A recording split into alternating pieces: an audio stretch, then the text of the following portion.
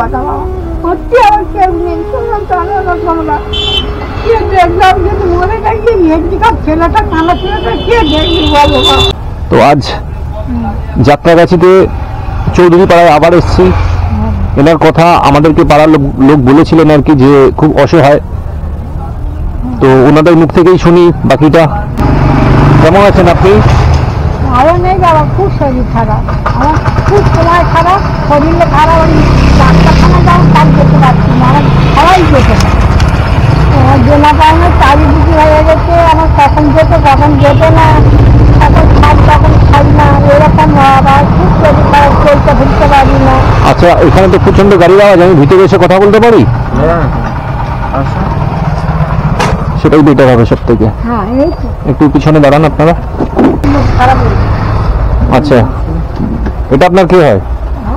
আমার ছেলে। তোমার নাম কি? বিশ্বজিৎ চক্রবর্তী। আর আপনার নাম? আমার নাম রাধারানী চক্রবর্তী। রাধারানী চক্রবর্তী। হ্যাঁ, আমার এখানে কেউ সাহায্য কিছু করে না, কেউ দেখে না, খাওয়া হলো কি না হলো কেউ কিছু বলে না। আচ্ছা, আমি এই ভাঙা ঘরে খালের পাড়ে থাকি বাবা, কেউ নেই তো আমার কোনো ঘর বাড়ি নেই, কোনো জায়গা জমি নেই, কোনোদিন জোটে খাই না জোটে না। আজকে কি রান্না বান্না করেছেন? পান্তা ভাত খেয়েছি, আলু সিদ্ধ ভাত। কেন গরম ভাত করেননি কেন? না, জোগাড় করতে পারলে কোথাও করবো গরম ভাত জোগাড় করতেই পারেননি? না, পারলাম না। আমি তো ভাবলাম আপনাদের বাড়িতে এসেছি দুপুরবেলা। এখন কটা বাজে? ঘড়িটা আবার ঠিক চলছে না, 2:30-3টে বাজে। হ্যাঁ, তো আমি ভাবলাম আপনাদের বাড়িতে খেয়েই যাবো আজকে। ডাল ভাত খাওয়াবে? বাহ, ভালো লাগলো যে বললে তোমরা খেয়ে যাওয়ার জন্য। তা আমি আপনাদের সংসার চলে কিভাবে? কে রোজগার করে কে বিয়ের মধ্যে? জানি তো, কাজ করতেই জানি না, করি না ছোটার থেকে এই পর্যন্ত। আপনার এখন বয়স কত হয়েছে? 70-75 হয়ে গেছে না। 70-75। আর রোজগার করে কি, মানে রোজগার মানে কিভাবে চলে, কি করে সংসার তাহলে? ওই ছেলেটা একটু চা নিয়ে যায়, ওই রাচা 500 গ্রাম জল না হলে ও 1 কেজি জল পারে না, টাকাতে পারে না, পড়ে যাবে। আচ্ছা, ওই পরে কোনোদিন বিক্রি হয়, কোনোদিন বিক্রি হয়। ও মানে ও চা মানে র চা বিক্রি করে আর কি, হ্যাঁ। সেটা দিয়ে যা হয় তাই দিয়ে সংসার চলে। হ্যাঁ, আর কোনো রকম রোজগার নেই? না। আর আপনার এই ছেলে ছাড়া আর কেউ নেই? কেউ নেই। আর কি, মানে ওই দুজনেই থাকেন? দুজনেই থাকে। এইটা হচ্ছে ওনার ঘরের অবস্থা আর কি, সব খালের ধারেই থাকে, সবই একদম ভাঙাচোরা। তো ঘরটা একটু দেখাই, একটু সাইড দাও আমাকে দেখি। চলে যাবে। একদম ওই সাইডে সেই পাড় সব ভাঙা বাবা, সব ভাঙা, সেই হুম, চলে গেছে খালে। এটা হচ্ছে ওনাদের ঘরের পরিস্থিতি আর কি। কি অবস্থা দেখুন ঘরটার, কিচ্ছু নেই বাবা। পুরো ভাঙাচোরা। ঘুম হয় না ঘরের জন্য। ওনারা ভয় পান আর কি, কখন ঘরটা ভেঙে না পড়ে যায়, তার জন্য ওনারা ঘুমাতেও ভয় পায় আর কি রাত্রের দিকে, কারণ খুবই খারাপ কন্ডিশন। যাই হোক, বাইরে গিয়ে আমি কথা বলি। বাচ্চাটার মধ্যে ভিতরে ছুটে করে কেউ যদি দুটো মেনে খায় তা থাকবো, আমরা খাবো বলে মরে যাবো, তো আমার চলে যাবে। তুমি এখানটা দাঁড়াও। কেউ দিতে চায় না, এখন কেউ দিতে চায় না। আর ও হাঁটা চলা ঠিকঠাক করতে পারে না, চলাফেরা করতে গেলে উল্টো পড়ে যায়। তোমার কি হয়, তোমার শরীরে কি হয় সেটা জানাও, বলো। বলো, দম লাগে তো? দম লাগে, হাঁটতে পারি না, হাঁটতে গেলে কষ্ট হয়, লোকের সাথে কথা বলতে গেলে দম লাগে, চোখে দেখতেও পায়। মানে ওর ব্যাপারটা আমি বলে দিচ্ছি। ও মানে ছোটবেলা জন্মগত হ্যান্ডিক্যাপ, তাই তো? তো ওর ঠিকঠাক করে কথা বলতে পারে না, মানে কথা বলতে গেলে ওর দম আটকে যায়, এবং রাস্তাতে হাঁটতেও পারে না ঠিকঠাক করে, ও বলতে পারে। ঠিকঠাক চলতেও পারে না, চলতে ফিরতেও পারে না, মানে স্বাভাবিক নয়, একেবারেই স্বাভাবিক নয়। কিন্তু সেই ছেলেটাই দায়িত্ব নিয়েছে কাঁধে, কারণ মায়ের বয়স হয়ে গেছে, মাও পেরে ওঠে না, উনিও অসুস্থ একেবারেই। হ্যাঁ, তো ওই ছেলে চা, লিকার চা তৈরি করে মানে পাড়ায় পাড়ায় ঘুরে বিক্রি করে, যদি কিছু হয় তাহলে সংসার চলে, আর না হলে কোনো রকম ওই পান্তা ভাত, না হলে লোকের থেকে চেয়ে চিনতে, এইভাবেই ওনারা খাচ্ছেন, এইভাবেই চলছে, তাই তো? হ্যাঁ বাবা, সত্যি কথা, এটা সত্যি কথা বাবা, সত্যি আমার কেউ নেই। শুনলাম তো আমরা কে দেখলাম যদি মনে থাকি মেয়েটিকার ছেলেটা কানা ছেলেটা কে দেখবি বলো বাবা। আচ্ছা, আপনাদের কাছে আমি মাপ চেয়ে নিচ্ছি, কারণ এত গাড়ির আওয়াজ, কেন একদম রোডের ধারে তো এটা, তো একটু আওয়াজ হলে আপনারা কষ্ট করে ভিডিওটা দেখবেন, কারণ এই সব মানুষগুলো এতই অসহায়। খুব অসহায় এবং কি বলবো, আমার নিজেরই চোখে জল চলে আসে, কারণ এই ছেলে হাঁটতে চলতে পারে না ঠিকঠাক করে, এবং রাত্রি হলেও মানে দিনের বেলায় একটু তাও দেখতে পায়, যখন সন্ধ্যে নেমে যায় রাতের বেলায় ও ঠিকঠাক করে দেখতেও পায় না। তাহলে বলুন এই ছেলে কি করে রোজগার করে আনবে আর কিভাবে ওরা দুমুঠো খাবে? তো ঠিক আছে, আমি দেখুন আমার আমার নিজে থেকে আমি যখন এসেছি আপনাদের জন্য কিছুটা অন্তত করে যেতে পারি, সেটাই আমার মানে সেটাই আমার ইচ্ছে ছিল। তো আমি এসেছি সেটা করার জন্য আপনাদের কাছে। তো আমি আপনাদেরকে কিছু টাকা পয়সা দিয়ে হেল্প করবো, না কিছু কিনে কেটে দিয়ে গেলে আপনাদের সুবিধা হবে, সেটা একটু যদি বলেন আমাদেরকে।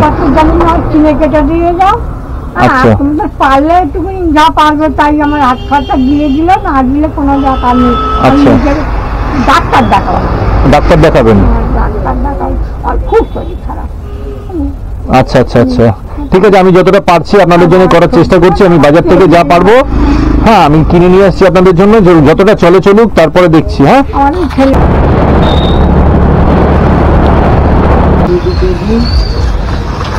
লবণ 1 কেজি, বিস্কুটের প্যাকেট 5টা,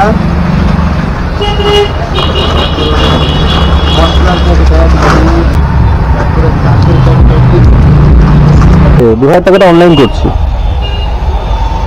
আর বাকিটা আমি ক্যাশ দিচ্ছি।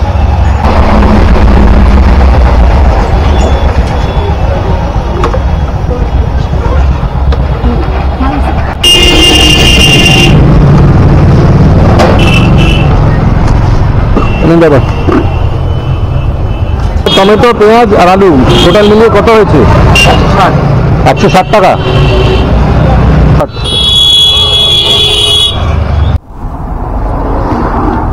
তো আমরা চলে এলাম ওনাদের জন্য কেনাকাটা করে, বাজার মোটামুটি আমাদের কমপ্লিট। তো সামনে এখন আমি রাখবো কি কি নিয়ে এসেছি, ব্যাগ থেকে একটু তাড়াতাড়ি বার করবে গৌতম। একটা ডিমের ট্রে আছে, সয়াবিন, এটা দাও, এটা রাখো, এরকম সাইডে রাখো।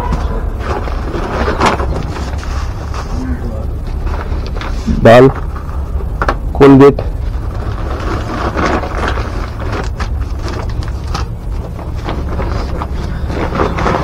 এক কাজ করে এগুলো ঢেলে নাও, সব থেকে বেটার হবে। তেলের বোতল আছে, একটাকে ঢেলে নাও। হ্যাঁ, চিনি, একটু চা বিক্রি করে, তো চায়ের সাথে আমি যার জন্য ওর জন্য একখানা বড় চায়ের ডাব্বা নিয়েছি। কই চায়ের ডাব্বাটা একটু দাও আমার হাতের সামনে, যাতে ও এই চায়ের ডাব্বাটা আমি দিলাম।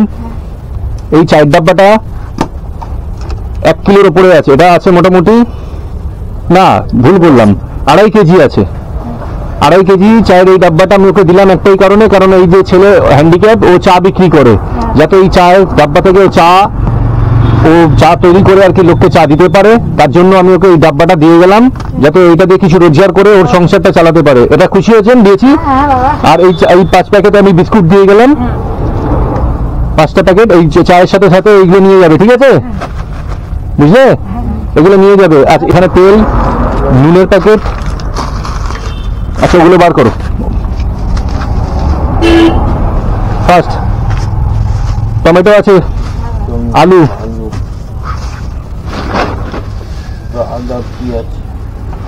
আদা রসুন, পেঁয়াজ, আর এটা 26 কিলো চাল আছে। হ্যালো, আর এই 5 প্যাকেট বিস্কিট আমি দিয়ে গেলাম, যাতে ও এগুলো বিক্রি করতে পারে, তার থেকে কিছু ও অর্থ উপার্জন করে যাতে সংসারটা চালাতে পারে। এবার বলুন আপনি, যে আপনি এইগুলো দেওয়াতে আপনার ভালো লাগছে? হ্যাঁ বাবা, এরকম কেউ দেবে না, যা দেয় বাবা ওকে তোমরা দেখছো, আমার এটাই আমার সৌভাগ্য, আমার শান্তি, আমি জয়দিন খেতে পাবো, আমি খেয়ে পাবো, মরে তো যাবো না, খেয়ে না, যতটা দেখুন আমার মনে হয়েছে আমি করতে পারবো ততটুকুই করলাম, আমি বেশি কিছু করতে পারিনি। তাও জানি না বাবা, যদি ঠাকুর আনে তবে তো আসবে। হ্যাঁ, দয়া আমার, আমি আসবো নিশ্চয়ই, আমি আসবো। তাইলে আমি দুটো খেতে পাবো, আমার বাচ্চাটাও খেতে পারবো, আমার কেউ নেই, তোমরা আশীর্বাদ করুন যাতে আপনাদের মতন মানুষের পাশে আমি আরো বেশি করে থাকতে পারি। আরো অনেক অনেক ধন্যবাদ, অনেক অনেক। আর আপনার বাড়িতে আমি বলেছিলাম দুপুরে খাওয়া দাওয়া করবো, সেটার কি হলো? সেটা বাবা বছর ভাত জল খাবে, ভাত দিতে পারবে না, চাল শুদ্ধ আচ্ছা, ওনাকে উনি বলেছিলেন যে আর কি চিকিৎসার জন্য যদি কিছু আর্থিক সাহায্য করা যায়, তো আমি ওনাকে এই 500 টাকা দিয়ে গেলাম, এটা দিয়ে উনি ডাক্তার দেখাক, ততক্ষণ ওষুধ কিনুক, ঠিক আছে? হ্যাঁ বাবা, হ্যাঁ। এইটা রাখুন, এটা দিয়ে ডাক্তার আপনি দেখিয়ে নেবেন মোটামুটি, তারপর আমি আবার আপনার খবর নিয়ে আবার আসবো, আমি দেখে যাবো, সব জানে না, সব আমার কাছে ইয়ে নেয় না। ঠিক আছে? আগামী দিনে আপনাদের ভালো হোক, আপনারা আরো ভালো থাকুন। আমি ঠাকুরের কাছে এই প্রার্থনা করব যাতে অন্য ঠাকুরের আশীর্বাদ আপনাদের সাথে থাকে, আপনার ছেলের সাথে থাকে, ছেলে যেন সুস্থ থাকে, ঠিকঠাক করে আপনাদের যাতে খাওয়া, আপনাদের পড়াটা যেন হয়, আমি ঠাকুরের কাছে এই প্রার্থনা করব। আশীর্বাদ হয়ে তোমরা ভালো থাকো, তোমরা আরো 5 জনকে উপকার করো, আমার 1 লাখ না আরো 10 জন মানুষ হোক। হ্যাঁ, সেই আশীর্বাদ করুন যাতে আমি এরকম আপনাদের মতন অসহায় মানুষের পাশে আরো বেশি করে থাকতে পারি। থাকো বাবা, তোমাদের কোনো অসুবিধা। ধরুন বাবা আমার কোথায় ছিলি, ভগবান এনে দিয়েছে, তাই আমি তোমাদের দেখতে পাচ্ছি, আমি অনেক দেখতে পেতাম না বাবা। এই যা দেখছো বাবা, আমি একদিন কেউ দেয় না বাবা, আমাদের দেখতে দাও, আমার 15 দিন 20 দিন হয়ে যাবে, বেশি বাবা। ঠিক আছে, আপনারা খুশি হয়েছেন, এটাতেই আমার সব থেকে ভালো লাগছে। ভালো থাকুন। খুশি বাবা, কেউ দেবে না আমার এত কথা। ঠিক আছে, আপনারা ভালো থাকুন। এই হ্যান্ডিক্যাপ ছেলের জন্য আপনারা একটু প্রার্থনা করবেন যাতে এনারা ভালো থাকুক। কি বলবো, আর কিছু বলার নেই, যতটুকু পারলাম আমি করে গেলাম, ঠিক আছে? ঠাকুর ভগবান আশীর্বাদ করলে, এনাদের আশীর্বাদ থাকলে আমি নিশ্চয়ই আরো এগিয়ে যাবো এই কাজে। আপনাদের সকলকে আমার প্রণাম, ঠিক আছে? আশীর্বাদ করবেন। ওকে, আমি আসছি তাহলে, আজকের মতো আসছি। থাকো, আজকে আমি রান্না করি, খাও। না, আজকে আর খাওয়া দাওয়া করবো না, ঠিক আছে? অন্যদিন এসে বলে যাবো, খাবো, ঠিক আছে? আসছি। আবার এসো তাহলে, আমি কি বলবো। আচ্ছা, ঠিক আছে, ঠিক আছে। আজকে আমি রান্না করি।